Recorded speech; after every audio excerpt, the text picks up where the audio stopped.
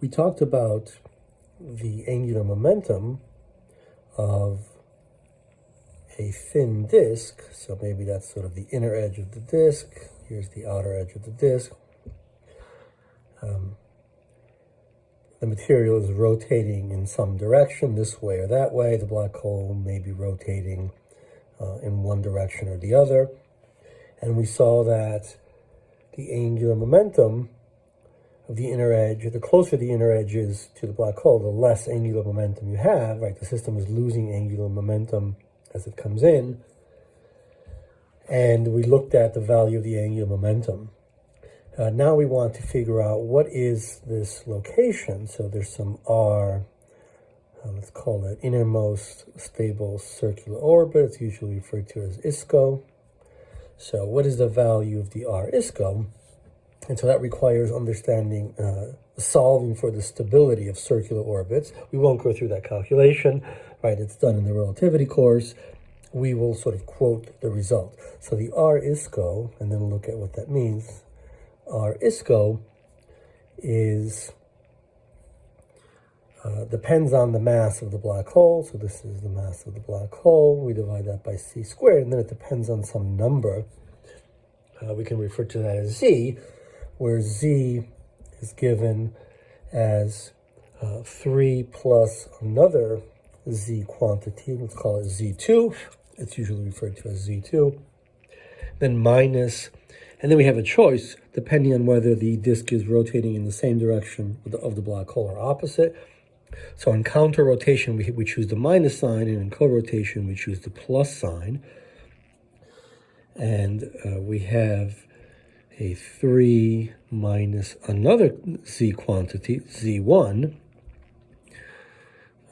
times 3 plus z1 plus 2 times z2 square root, right? So we'll just use this result. We won't derive it, and we'll see what it implies for this quantity, where z1 is 1 plus 1 minus the dimensionless spin of the black hole squared, right? Unsurprisingly, this quantity is going to depend on the spin of the black hole.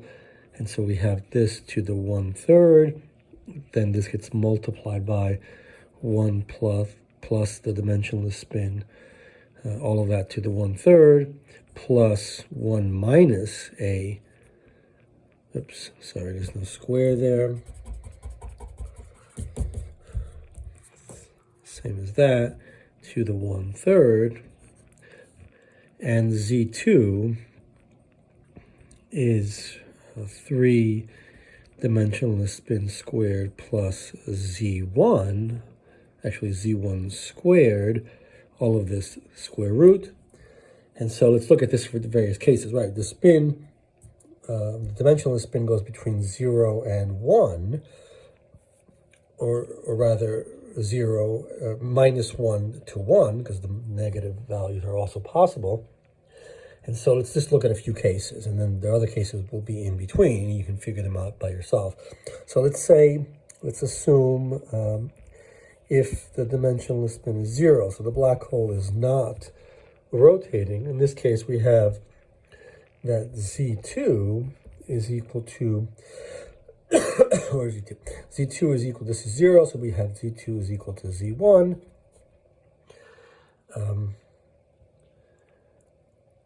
And z1,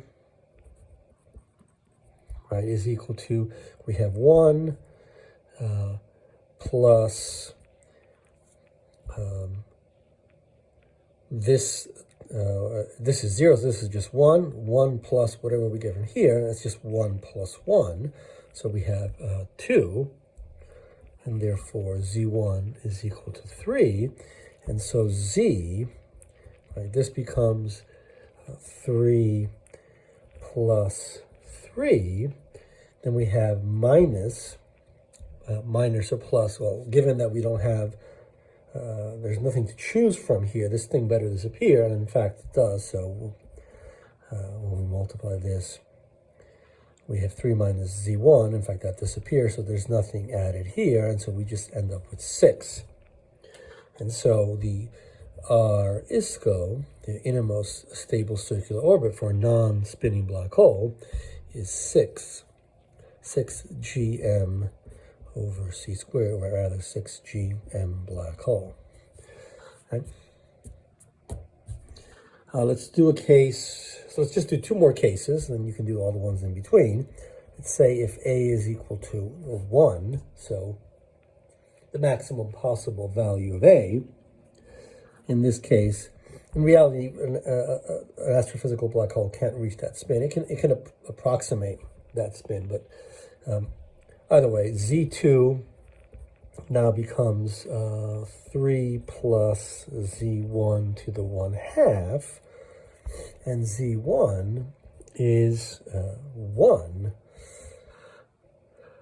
All right, because this is 1, the whole thing disappears. There's nothing added here, so we just have 1, and therefore this becomes 3 plus 1, that's 4, square root, that becomes 2, and we have that Z, in this case, therefore becomes 3 plus 2 minus, here this is a 2 times 3 plus 1 plus 4 here, 2, well, close this off to the 1/2, right? We're doing this.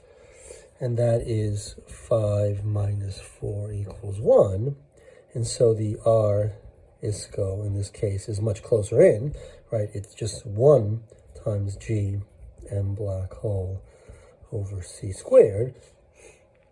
And let's try to fit in the case where A is equal to minus 1. Well, let's just do it on a different sheet.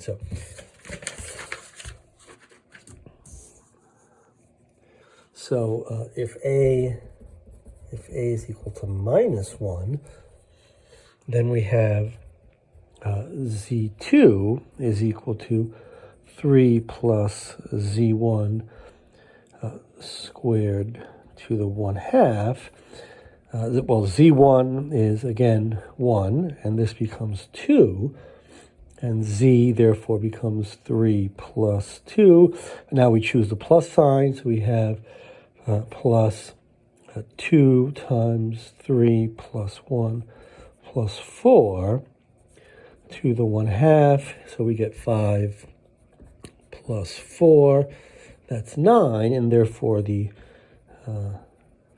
location of the innermost stable circular orbit is 9 gm black hole over c squared. And so here's the black hole, and here is, the black hole is spinning, let's say, that way, and the innermost stable orbit is spinning in the same direction. Then we have gm black hole over c squared, right? Here's the disk material rotating this way. And so the material can come close in if the black hole is spinning that way, but the material is rotating the opposite direction. Then we have to be 9 times further out. So we're somewhere like here, something like that. And so we have an innermost stable orbit, which is at 9 gm black hole over c squared. And of course, as we lower the value of the dimensional spin, we start to move closer and closer in, right? At 6, so 6 is somewhere in here, and the black hole is not spinning, and the material is rotating this way, and then we come into a gm black hole over c squared when we spin the black hole up in the same direction as the material in the disk.